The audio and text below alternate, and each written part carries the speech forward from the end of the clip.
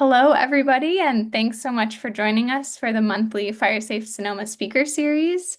My name is Sophie Levesque-Eichhorn, and I am the county coordinator here at Fire Safe Sonoma. I'm not the usual host of our speaker series, but I'm stepping in today for Ben, who's out and about working on important fire prevention work around the county. For those of you who might not know, Fire Safe Sonoma is the countywide Fire Safe Council here in Sonoma, and we've been around since 1997. Don't forget to check out the Fire Safe Sonoma public calendar for upcoming events. And if you want to stay in the loop of things that we're working on here at Fire Safe Sonoma, you can subscribe to our newsletter. We send out a monthly newsletter with events and other exciting tips and tricks that you might want to keep an eye on. If you have any events that you would like us to share out, feel free to drop them in the chat and we can add them to our events calendar. If you are a FireWise leader who's trying to get the word out about something in your community, reach out to us and we can help you share that info. Looking back on last month's speaker series, we were joined by Sonoma RCD's Genevieve Torino, who shared all about the assistance programs for large property owners here in Sonoma County. If that is something that you are interested in, and you missed the meeting, you can look back at our YouTube channel and find the video recording of that presentation. Next month, at the end of August, we will be joined by Annie Barber from United Policyholders, so mark your calendar for that one. It will be a great presentation full of information around insurance updates here in California. This month, we are pleased to be joined by both Emily and Karen. Emily Fuller is the Public Information Specialist from the Sheriff's Office, and Karen Hancock is the Public Information Officer from the Department of Emergency Management here in Sonoma County. They will be updating us on emergency procedures and answering your questions about evacuations. Please put any questions that you have into the chat as we will go through them at the end of the presentation. And with that, you can take it away, Karen and Emily. Thanks so much for being here today. Thank you, Sophie. Right. So much. Emily is going to get the presentation up and going, and we're just so excited to see so many people joining in on this speaker series, and we're excited that we get to present together. We often get to, but it's been a little while, so it's nice to be here with Emily today. So Emily, whenever you get your presentation up, I'll let you take it away. Oh, there we go. I clicked on the wrong button. That was me. There's multiple buttons that they share, so there we go.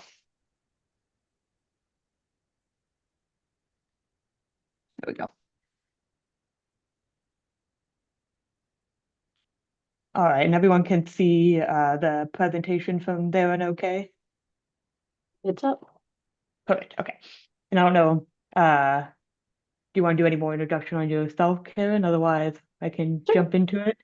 I mean, we can do quick, brief introductions. I'm Karen Hancock, PIO with the DEM, and I've been in public safety for the last 22, 24 years now, doing all sorts of different different roles in public safety here in Sonoma County, as well as emergency management from working at the Sheriff's Office with Reach Air Medical, Sonoma County Fire District, and now with the Department of Emergency Management. So I'm, again, super excited to be here and welcome, and thanks for everyone for taking time out of their day to join us.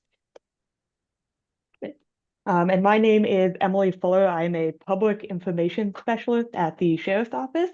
So I've been at the Sheriff's Office for almost 6 years now.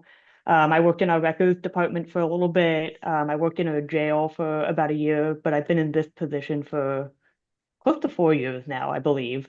And then I was also a volunteer firefighter for a couple of years. So I kind of know both the law enforcement and the fire side fairly well. And I'm excited that we get to present this to you guys today. I think there's probably a handful of you in here that have probably seen this presentation before. So it'll be a little bit of a review. But for those of you who haven't seen it, hopefully it's no new information. Hopefully it's all stuff you've kind of heard before, but we're kind of doing it in a more interactive format here.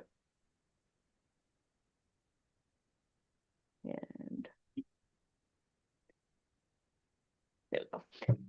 So we'll keep it pretty simple today. We're going to talk about evacuation zones and the importance of knowing your zones, what different alerting systems that we have that are both subscription-based and what we call a forced alert. So we'll talk about the difference between those two. The sheriff's office has an evacuation tag program and a gate code program that I'll talk to you guys about today. So it's just they're both optional, but they're just ways to make evacuations easier for you guys in a very high stress situation. And don't forget, it does help us out as well, too, if Yeah. everybody does know their zones and has the alerts and evacuation tags and gate codes. So it helps first responders as well. All right. So the first thing is evacuation zones. So if you don't know your zone already, we recommend going to socoemergency.org. They have an evacuation map page on their website. It's super easy. You type in your address and it will tell you the zone number. So it'll start with, if you're in unincorporated, it will start with SON, and then it'll have a number, a letter, and a number after that. So we recommend writing it down somewhere that you can access without the internet, since we don't want you looking this up when we send out the alerts. And then, as we all know, during previous fires, that these cell towers either go down or they get overwhelmed with the amount of people that are trying to look stuff up or call people or text people, and that you might not be able to access it. So write it down, save it in a note on your phone, post it on your refrigerator, put it on your go bag if you have one of those prepared at your house, and just so it's somewhere easy to access. And then we also recommend looking up evacuation zones for other places that you care about. So, your home, your work, if you have kids, grandkids that go to school in Sonoma County, like writing down all of those important zones as well. So maybe it's not necessarily you that needs to leave or prepare to leave, but that way you have that awareness for your family as well. I don't know if you want to add anything more to that, Karen. Yeah. And just to finish up on that point, Emily, with knowing multiple places, I always say think of maybe your home or those places that you frequent often as the center of the donut hole of a donut. And when evacuation warnings and orders go out, it's also good to know the donut area around that particular zone that you're interested in too, because once those go up in warning, um, it may progress into your zone too. So I always kind of like to think of it like knowing your zone, where your home is as that center donut hole, and then know the zones outward from there, as well as those, like you mentioned, Emily, of frequented places like your child's, child care provider or preschool or school or work as well. I also wanted to mention, Emily spoke about the zones for mostly the unincorporated areas, but zones are also listed for our city limits on the Know Your Zone page as well. So if you're within the city limits of Windsor, which has a different numbering system, or the city of Santa Rosa that uses neighborhood names for their zones, all those are on our page as well, too.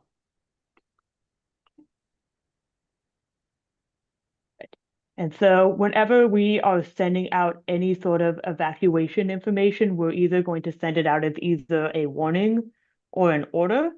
So it used to be that this language wasn't standardized, but over the course of many, many fires, we learned that having like standardized language across fire, law enforcement, emergency management made it a lot easier for us to communicate with each other, but then it also made it more clear for the public to know what they needed to do when they heard with terminology, rather than being like, what's an advisory? What's all this? So we will use either a warning or an order, and that should be standard across whoever in the county that you are hearing it from. And it might go from a warning to an order. It might go directly to an order. So when we do an evacuation, it's not always going to be linear. So depending on how quickly things are moving, we might skip warning altogether and go straight to an order. We might go up to a warning and then never get to an order. So just know that it won't ever move in the same way depending on the incident. So a warning is kind of your like, hey, something's happening nearby and you might want to be prepared to leave. And then we always recommend that if you feel unsafe, leave at the warning. If you have pets that you have to uh, evacuate, you have large animals, you have any sort of mobility issues, or maybe you just want to beat the traffic. Sometimes it's just easier to leave during the warning when you have the time and space to kind of think through everything you want to grab and to not be part of the mad rush out of an area once an order hits. And so then an order is the danger is immediately in your area. You need to leave now. Like you need to grab basically what's by your front door and leave. Like you don't really have time to gather as much stuff or to take as much time with the evacuation if we're issuing an order. I don't know if you want to add any more to that, Karen. Yeah, and we just had kind of a practice run through, I guess, if you will, with the Ledson fire that was over in Sonoma Valley. I don't know, a couple days ago, a week or so ago now, and that started as an evacuation order. So it was immediately in the order mode for one zone. Luckily in a pretty unpopulated area, but just to Emily's point, it doesn't have to be linear. It could jump straight to order. And we will always use these colors, red for an evacuation order, yellow for a warning.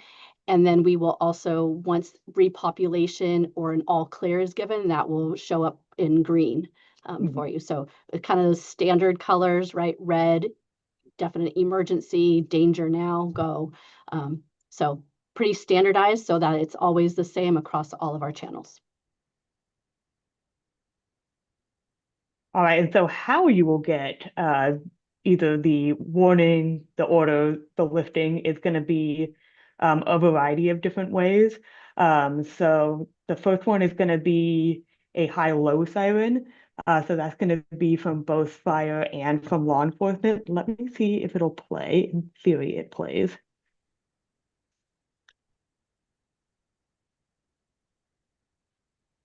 So it sounds different than like an ambulance or a patrol car or a fire engine. So every emergency vehicle is equipped with that siren, and the only time we use that kind of what did you call it? Kind of like a circular siren?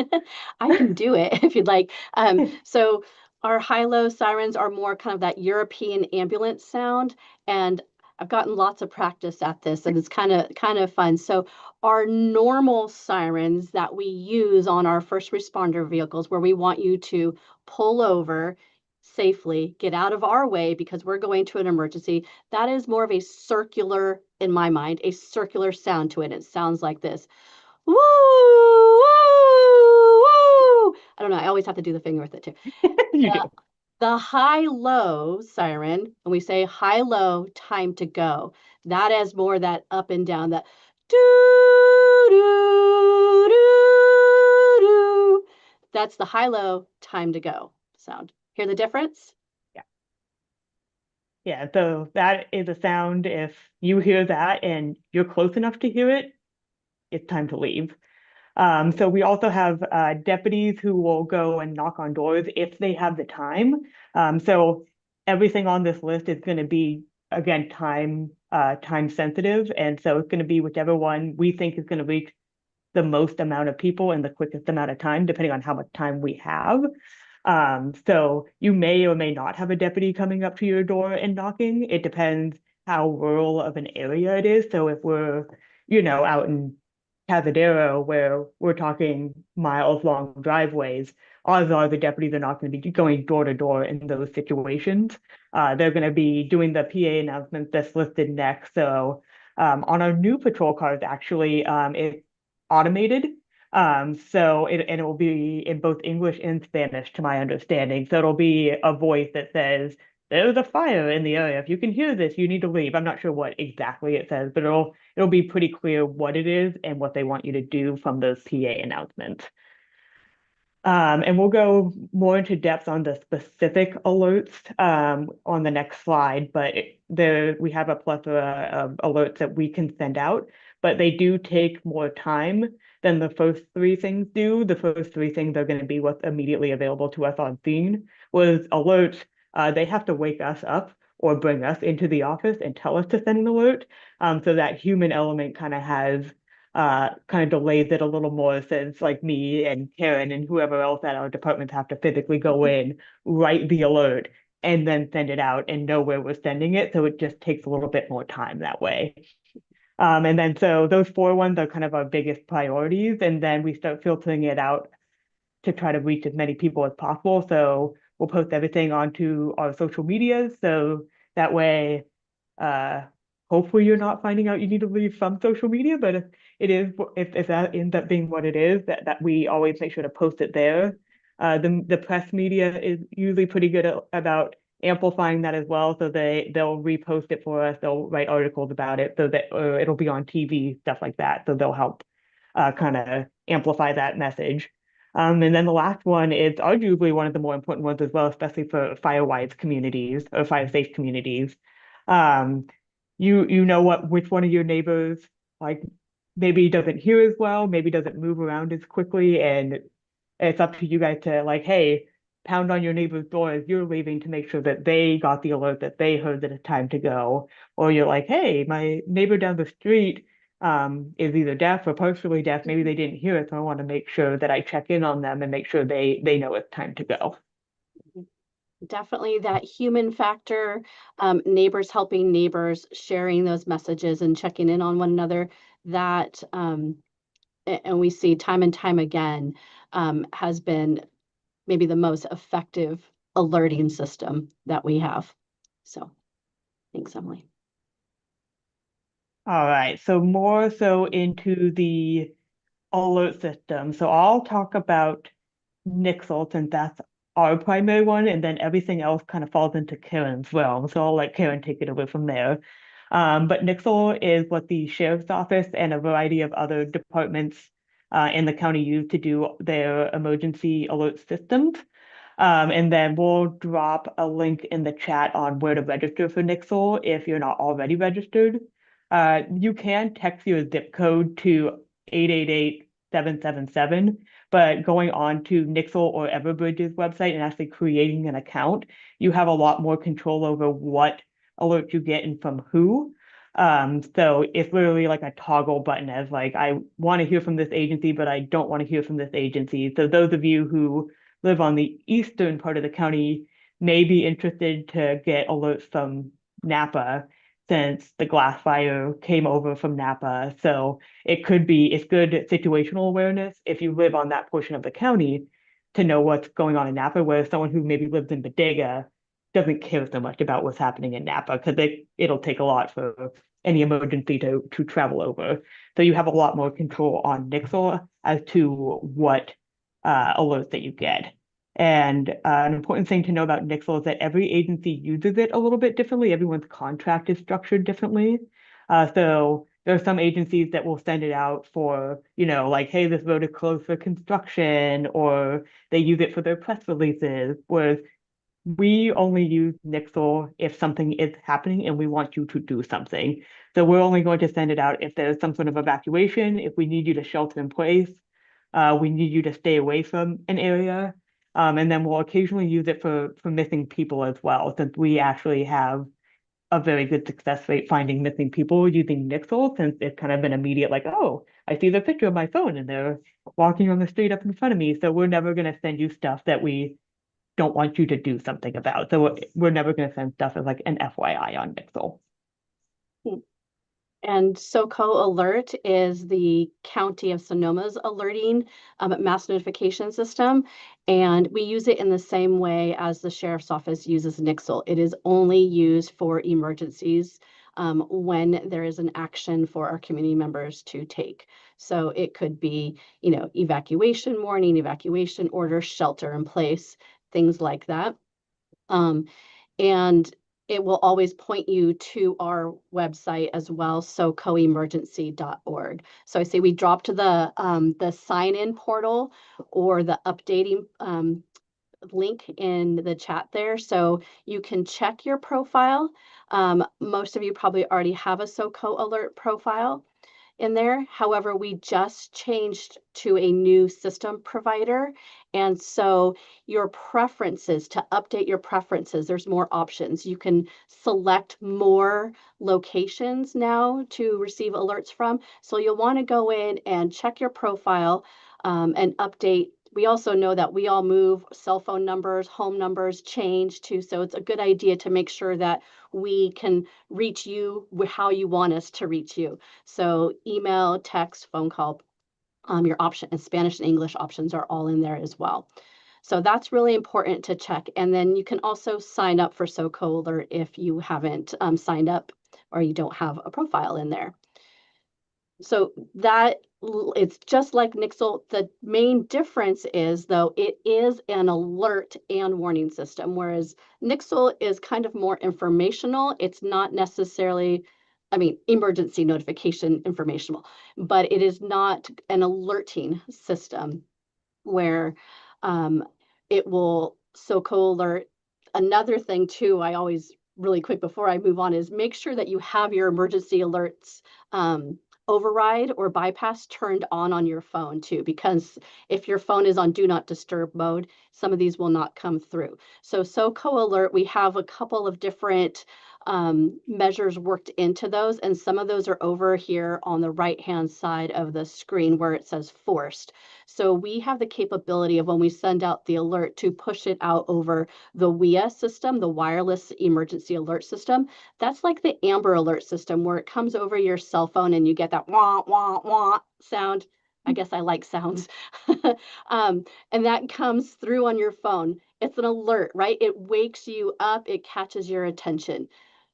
Going back to Nixle, Nixle will come through like a text message. So if you have a notification sound for your text message, like ding or vibrate, you might hear that or see that, but it is not going to break through the do not disturb and have that alert. So that's kind of the difference of those two in that sense.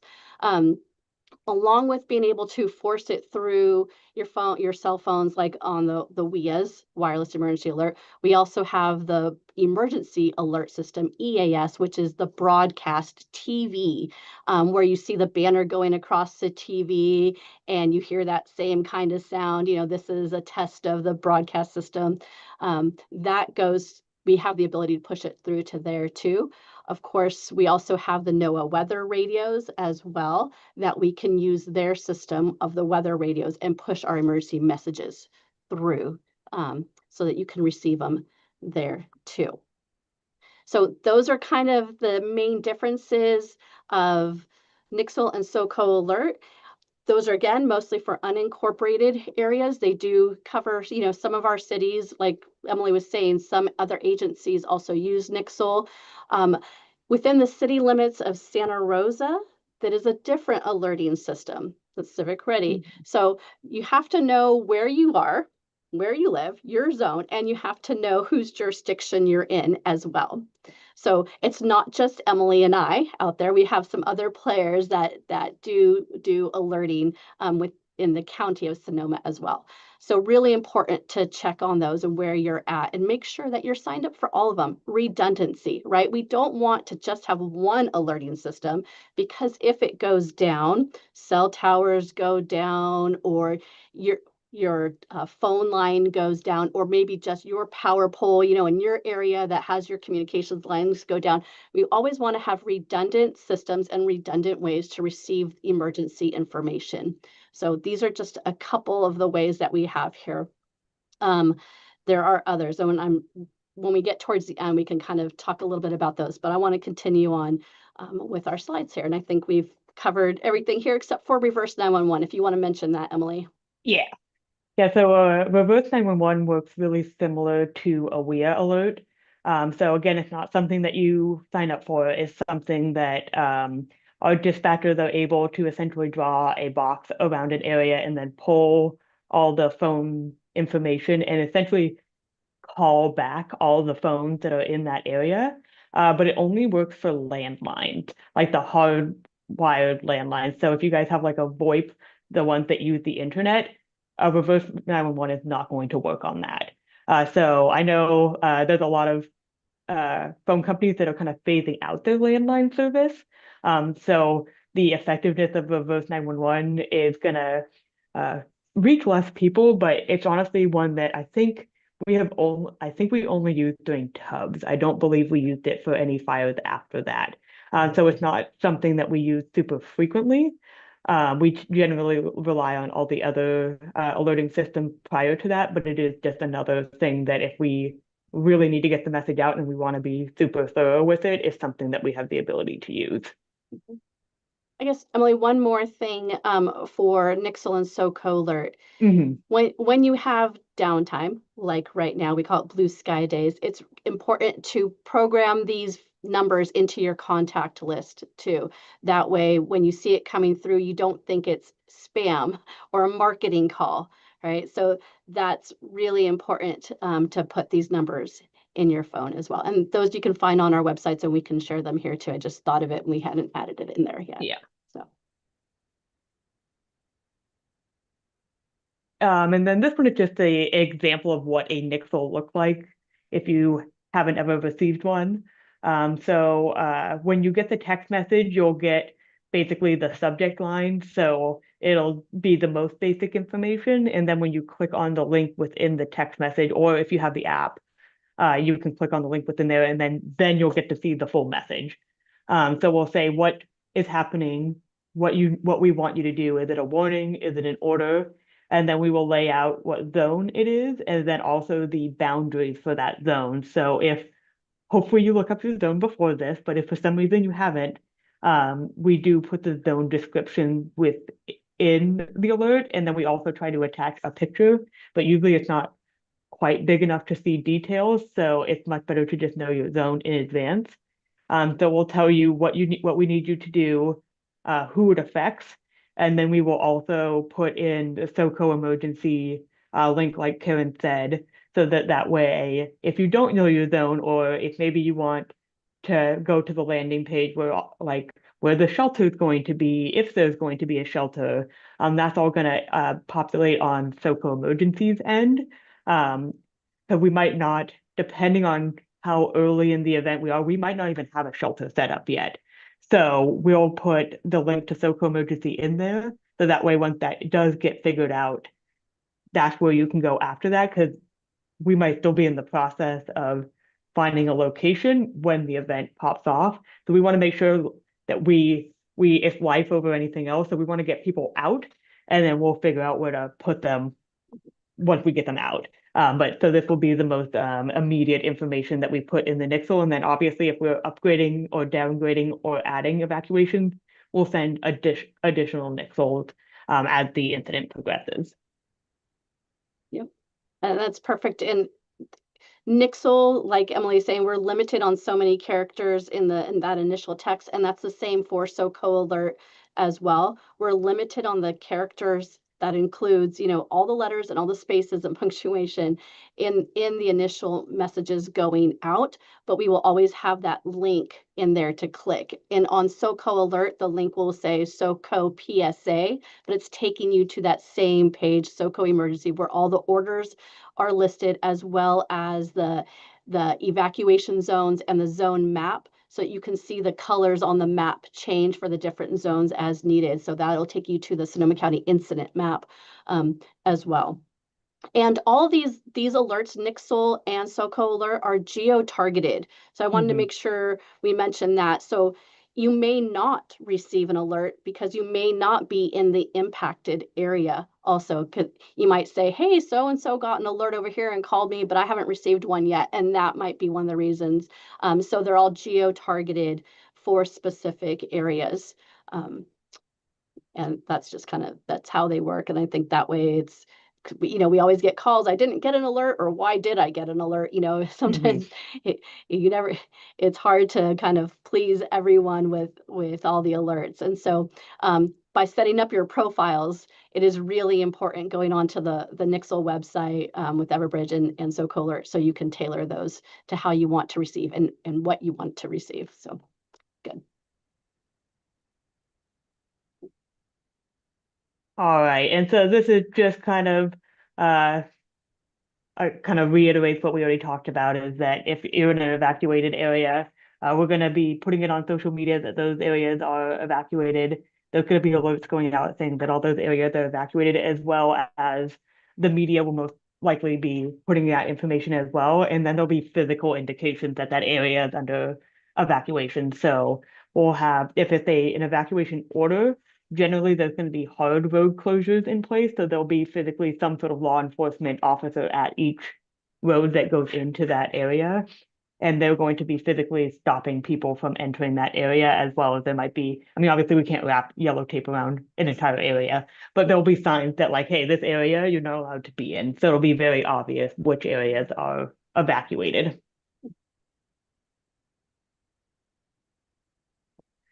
And so just kind of expanding on that from our standpoint, so we'll have roadblocks in place. So we just got a grant for these new barricades. I can't remember the brand of them. Meridian. I just did my training this Meridian. morning. Yes. Thank you. I was like, I know they have a name. I don't remember what they are, but we have an issue with people taking the plastic ones and moving them and going into areas despite our telling them not to. So the Meridian barricades are, I want to say like 2,000 pounds each. So if you try to move them, one, you're not going to, or if you try to drive through them, you're going to have to take that up with your insurance company because your car will not be in a good state after that. So we'll use these during fires. We more so got them for the flooding that we get. So if we have any folks that live in and around the river on the call here today, because we do have people that drive around the roadblocks for floods and then end up flooding their car, or we have had some people pass away in floodwaters. So we're trying to do everything we can so that people are not getting past our road closures when they are in place. And then generally we'll have deputies both driving around in evacuated areas as well as people posted up at the entrances. So that's where our mutual aid comes in.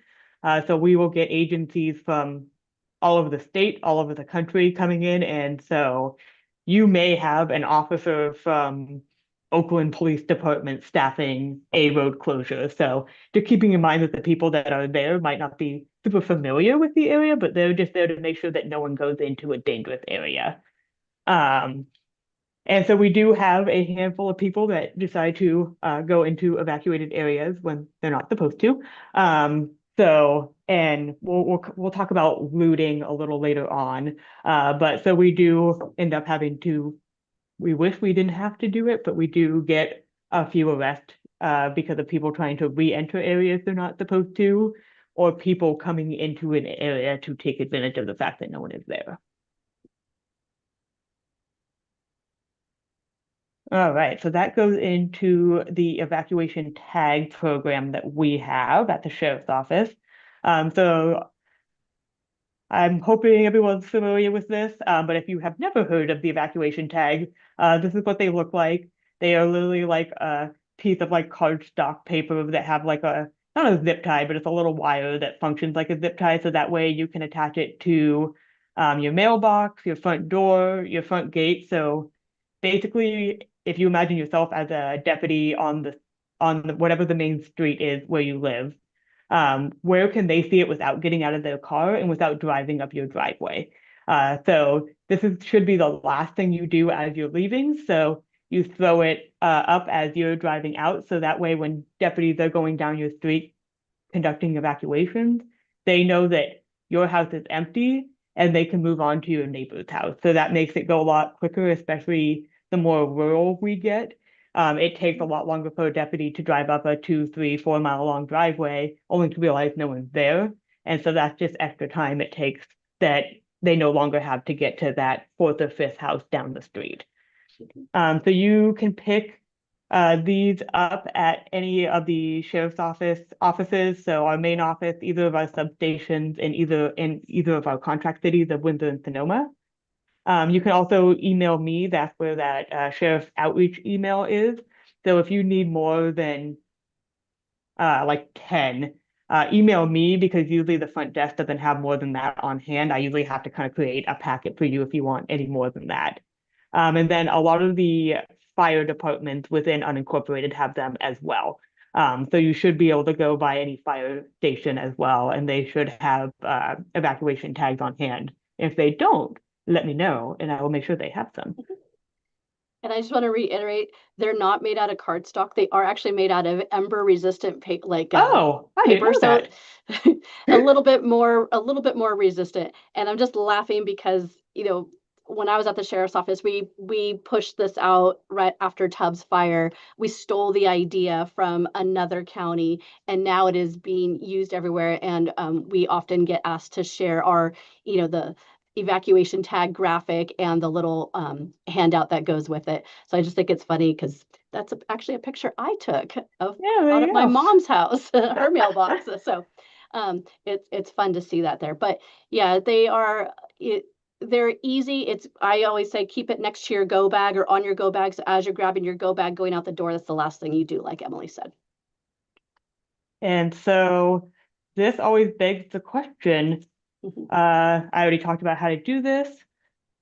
And so the why we already talked about. So just for faster evacuation. So hopefully more people that we reach to get them out, more lives saved, hopefully, by doing this a little bit quicker. And my button isn't working. Oh, I get the Spanish in there. So we always get the question, well, won't marking my house tell looters that I'm not there? I get this question at every presentation I give, I think. So that's why I incorporated it into the presentation.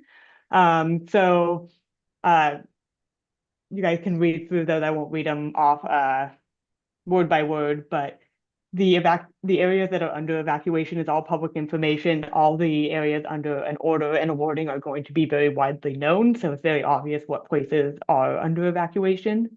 And then if you are marking your house saying that you are out, we will. So the deputies have them in their cars, and prior to the tags being a thing, they would just use like caution tape or flagging tape to mark the house that they already checked in so that we don't have too much redundancy. So if it's like, hey, this deputy already went through this whole street, we don't want a different deputy or police officer or what have you to come down the same street and duplicate the effort when that could mean reaching people we haven't reached yet. So regardless of whether you do it or not, your house is going to be marked that someone has checked in on that house and made sure that you're out and that you're safe. So it's going to be marked regardless of whether you proactively do it for us. It's just another way that you can help us make them go faster. And then another thing to keep in mind is that if somewhere is under an evacuation order, it basically becomes ours at that point, and it's very heavily policed. It's very heavily controlled who's coming in and out, and our deputies, our mutual aid is very good at spotting people who should not be there. They're usually pretty obvious to spot because there shouldn't be anyone besides fire personnel and law enforcement personnel and like disaster service workers within the zone. It's very obvious if you're not supposed to be there. So if they manage to get into the zone, they're usually pretty quickly stopped and either told to leave if they haven't actually done anything besides just come in it, or if they are attempting to loot a property, they are taken to jail. And so looting is not as big of an issue as it seems. That's one of those things that kind of gets blown out in the media a little bit. So we do get them, but it's not like, oh, like hundreds of houses are being looted during these fires. It's usually only a handful, and we will usually catch them. They're not making it very far. And it is something that, we also, the quicker we can get the people out, the quicker we can get our resources in there to lock down those areas, those perimeters, and have our deputies freed up from checking evacuation, areas and knocking on doors to actively patrolling and keeping everyone out that needs to stay out. I was just going to mention, Emily, that, it doesn't have to be a tag itself if you don't have this evacuation tag. You can also make your own. I've seen people just write, we've evacuated on a piece of paper and put that up in a window or on their door.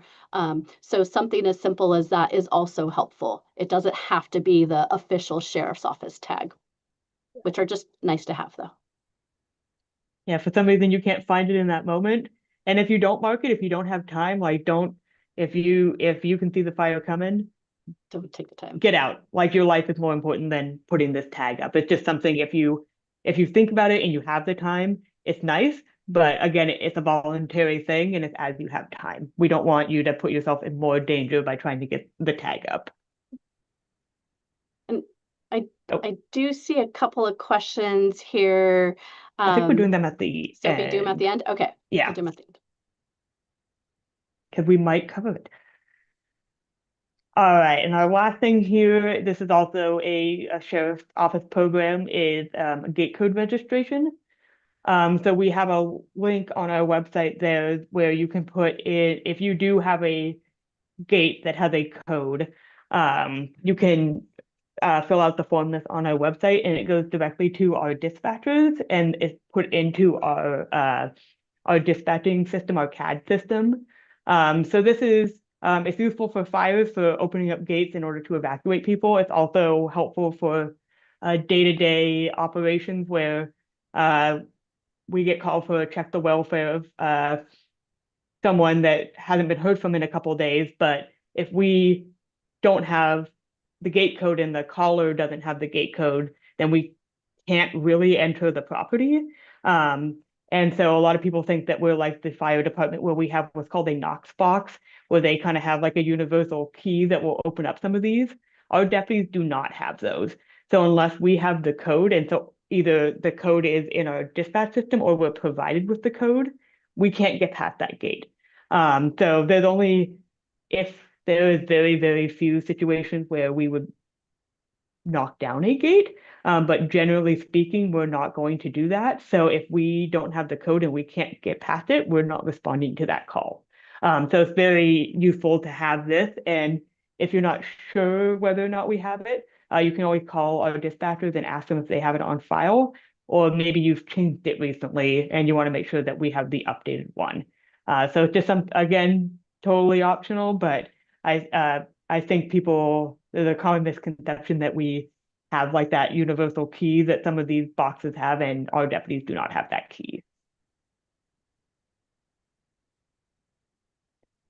All right, so that's all I've got. I don't know, Kara, if you want to add anything before we get into I see that we have a bunch of questions. I just don't know what they are. Yeah, I think we'll go in for questions because that's really why we're here. Like we said, a lot of this is information that we share at community events, community meetings, on our website all the time. But we really want to hear from you, and we want to help you and answer your questions. So let's see, Sophie, you want to take it from here? Yeah. I'll unshare my screen so you guys can see us. Thank you so much, Karen and Emily, for that wonderful presentation. And I see that we do have some questions coming in the chat. The first one that I see is from Jeff Newman, and he has a question about that link that you sent from the Sonoma County Sheriff's Office. He says that this does not apply to Santa Rosa. Are you aware of a parallel program? If not, are they working on one? Is that for the gate code, or what No, was that it's in for reference to? the tags. And The actually, if you tags. read down about 4 or 5 messages, I answered my own question. Okay. Oh, The perfect. city of Santa Rosa has a response, questions about evacuation tags, that says they're not doing it. And it's Yeah. back from 2021, unfortunately. Yeah. So, Yeah. So a lot we of the can move on. cities don't do it. And Yeah. and one of the reasons the cities don't do it, whereas we do in the unincorporated areas, is that the the houses are closer together. So the PD, right, the officers can go from house to house to house really quickly and see, whereas our unincorporated areas really rural. And like Emily said, we have a lot of driveways that we have to go up and check, and outbuildings and large properties. We're talking acres. And over, depending on where the incident is, that could really be time consuming for the few amount of deputies that we may have in that moment, right? There's so far few first responders and deputies versus community members, houses, residents, and people. So one of the reasons is there is a cost to this. The sheriff's office did purchase these evacuation tags, and we did have to have them paid for, printed, and they were done with taxpayer money, also within unincorporated Sonoma County. So that's why we also cannot give large quantities to the cities, because the cities have their own tax base and their own, funding for things like this. So that financial might be another reason. But what I have learned over the years, believe the main reason is that the residents are a lot closer together versus where we are with the deputies in the areas of our jurisdictions. Thank you. And while we're up, I want to give kudos to the county for support for ham radio and access to the Emergency Operations Center. I wish the city were doing the same things and deliver that message when you go to meetings together. Yep. Will do. We love our ham radio, ACS, the operators, our volunteers are wonderful. And now if you're probably aware, you sound like a radio guy. We have a GMRS program for a lot of our communities. We just had a class last night over in the Sonoma Valley that was very well received. So we definitely are looking at, again, those redundant systems and redundant communication methods for all of our community members. All right. Thank you. You're welcome. Thank you for that question, Jeff. And we are getting some other love for GMRS radios in the chat here. We definitely have our fair share of radio folks out in our community here. So here's another question for you too. Are you going to talk at all about the Watch Duty app? Do you have any thoughts to share on that resource? Yeah. I don't know, Emily, you want me to? Yeah, either way, I'm like, we probably have the same opinion, but if you miss anything, I'll add on. Perfect. Watch Duty is an amazing tool and filled a big gap for our community members when we didn't have all these systems that we have now in place or we have grown, right? It is a great, I call it a situational awareness tool, right? It is not an alerting system. Yes, it can send out push notifications if you have selected those and if you are right on. I love that it was a local startup here in Sonoma County. I mean, that just warms my heart too. We all use it. However, I always say, please use it as a situational awareness tool. It's great to know, is that a prescribed burn? Is it something that I really need to start paying attention to? But once you're looking there or get the situational awareness from there, please go check on the official channels. Maybe you haven't received a SOCO alert yet or a NIXL because maybe your zone, your area is not an immediately impacted area. But if you want to find out the official information, go to socoemergency.org. We will always list out the official communications with the official warnings, orders, alerts. Any official information will be there. So it is great situational awareness, but it is not an alerting system. So I want people to understand the difference there. Just like Pulse Point is another great one that brings that CAD feed, that information that our dispatchers are putting in. Another kind of word of caution also is it is pulling that information. Yes, there's real live people that are reviewing it, but I used to be a dispatcher and it's pulling some of those notes in, and sometimes notes that are dispatcher notes or in the CAD notes aren't always correct, even though it's an official source, because we're typing as quickly as we can. We're getting information from a party calling in, and they may not have the official or may not have the correct information. There's many times when we get on scene and conditions are not as reported, right? So there's things like that to think about too. And as long as you understand to use it as a tool and to seek out those official information, the other official information, please, use it as a situational awareness tool. Follow us on all of our social media channels. The Sheriff's Office has social media. DEM, we have social media. You have our websites. Just make sure it's official. Confirm it. That's all, right? Confirmed information is intelligence. That's what we say. Wonderful. Thank you for that answer, Karen. That was great. And as somebody who took myself off of social media recently, I look at those two apps, Watch Duty and Pulse Point, as my oh, what's going on in the county? Scrolling around on there. But that's a good reminder that it's good to back it up with a secondary source.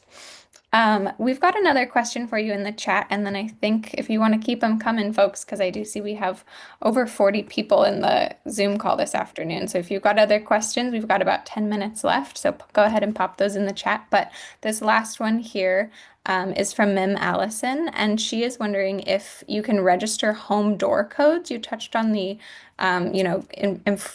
entering gate codes, but is it possible to register home door codes? Yeah. Yeah, but those are actually becoming way more common now. I don't think they were really super widely used when we initially created that program. My door actually has one of those. So yeah, I would recommend programming a code that's specifically for that if you have the ability to do more than one code. So that way it's like, hey, this code is for law enforcement or whoever only. And that way, if you do ever change any of the other codes, that code is still in there, but you can do it however you want. But yeah, just say there's a space to put notes on the form when you fill it out, and you can just say, hey, this is for like the front door lock rather than like a gate. And our dispatchers should know what that means. Great. Well, thank you. That's a great piece of information. And I think that might be it for questions, unless I'm not seeing any other ones pop up into the chat. But so we can wrap up here this afternoon. Thank you so much, both to you, Karen and Emily, for joining us, and then to all of our um, audience members for joining and taking the time out of your busy Thursday afternoons to learn with us about this important topic. We hope to see you next month. Like I said at the top of the hour, we will be chatting with Annie from United Policyholders, so mark your calendars and come learn with us about some insurance updates here in Sonoma County. Thank you all for joining. And Emily and Karen, this was such wonderful information. We really all appreciate here at FireSafe Sonoma, we all appreciate your knowledge and expertise. These kind of presentations help us all to be better informed, and we just so appreciate your time out of your busy lives to share it with all of us. So with that, lots of appreciation in the chat to you two. And I think we are. Oh, I'm seeing one more question pop in. I knew this would happen if I rambled on long enough. Bruce Flynn is asking if we can share information about how the sheriff or DEM plan to handle evacuations down the Arnold and Highway 12 corridors. If you have time to, or thoughts on that, if we could pop in, and then, yeah, that'd be great. Yeah, I think we can probably both add information to this topic because I know I've heard of this kind of corridor being a touchy point, I should say. And I will say it's hard to give a super the construction. Oh, okay, I didn't know about that. Okay. Oh, that's 116. That's something else. Okay. So I'm looking at the chat while I'm talking. As far as like the Highway 12 one, we do have to remember that during any sort of large scale evacuation, there's certain like life is not continuing as normal. The rules of the road are not going to operate the same way during an evacuation. So everyone's used to everything being 2 lanes, all the stoplights all functioning the way they normally do. So it is important to remember that if we are evacuating an area, we generally make a lot of those areas like one-way areas. And I know the city of Santa Rosa, they can probably speak better to some of the areas. I mean, just kind of thinking globally about everything, they do have stuff in place so that lights will stop working the way they should, so that that way first responders can be like, okay, this is only going to be eastbound, this is only going to be westbound, so that way we don't get as much of that congestion. And it might be that what would normally be a one, like a opposing traffic, it's all going to be going the same way. So we'll have 2 lanes of traffic going out of an area. So that's just something to keep in mind for pretty much everywhere in the county, that like you're not going to be worried about stopping at a red light. You're not going to be worried about like, oh, what about the people trying to go east when everyone's trying to evacuate west? Odds are we're going to be sending everyone west. So when you're evacuating, you might go a different way to Highway 101. You might go somewhere different. That's why that we always say knowing 2 ways in and 2 ways out of where you are, or let's say leaving at the warning so that you do have the time to beat the traffic if you do have that time and space to do it. But then also knowing like, hey, we are going to do what we can as far as traffic flow to make it a lot easier. So the roads might be operating a little bit differently depending on where the emergency is, because we might be sending you east, which may not be the direction you want to go, but you might just have to take a longer route to get to where you're going to evacuate to. But we'd rather you be in your car and safe and heading away from the danger than like you might be used to going one way, but that might not be the safe way of doing it. So yeah, kind of a long-winded response. I don't know, Karen, if you have something more concise to add to that. No, I was just going to say that the sheriff's office, by law is in charge of evacuations. And so that may not be something that's commonly known.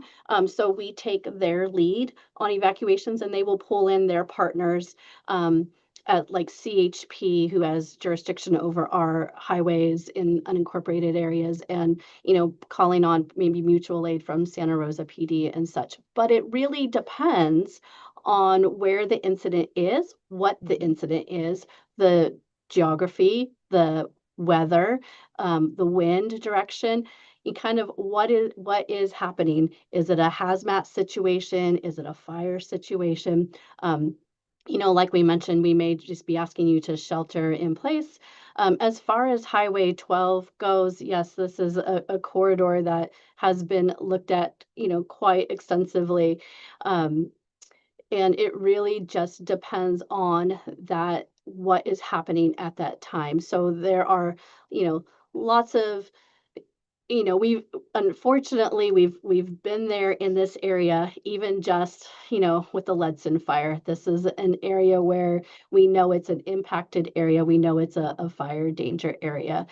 So we really, really strongly suggest people know 2 ways out of their neighborhood. That if you need extra time, I suggest leaving at the warning. Mobility challenges, like Emily said, just to avoid the stress of the order piece when everybody waits till the last minute because no, it's not going to happen to me. It's not going to get close to us. We'll be fine. And then all of a sudden it's not. So knowing those 2 ways out is really, really important. But we're going to do everything that we can to minimize the impact, but keeping everyone safe. And if that means that we're going to be splitting directions, some people going east, some people going west, some people going towards Santa Rosa, some people going towards Sonoma, or everyone going towards Sonoma, or everyone going towards Santa Rosa, with those lane changes, those are going to be decisions that are going to happen in the moment, depending on the conditions of the incident, with our partners. And then Department of Emergency Management will be there to support those efforts. And we follow, like I said, follow direction of the sheriff's office and their partners on that one. Great. Thank you for that, Karen and Emily. One more site-specific question came in while you were answering, and you may have just answered it with that little wrap-up. But a question from Madeline in the chat about, does the sheriff office have contingency plans for the Santa Rosa 116 Forestville to Grayton in case of evacuation orders while there are still one-way traffic control choke points from the Caltrans Bridge retrofit projects that are going on down there? Looks like Emily might have dropped off. I don't see her on here. But that is, something that all of the partners, public safety partners, come together. That specifically would be working with Caltrans and that project and public infrastructure to talk about, when projects are done, what is the one-way traffic control. When an emergency happens, there's always contingency plans for that. Again, we're telling our community members to know 2 ways out. We're always thinking of 2 ways in case something happens. That's what we do as emergency planners and emergency management. We're always looking at all the options and different ways to keep people safe and get them out of the area if needed. Great. Thank you for that, Karen. And yeah, just echoing lots of appreciation for both of you in the chat, seeing that streaming in. And with that, I think we are closing out our July speaker series. So thank you again, Karen and Emily. Emily, I think, dropped off, like you said, but thank you so much for taking the time to chat with us and teach us this afternoon. We really appreciate you, and we will be continuing to work together in the future. We look forward to that. Okay.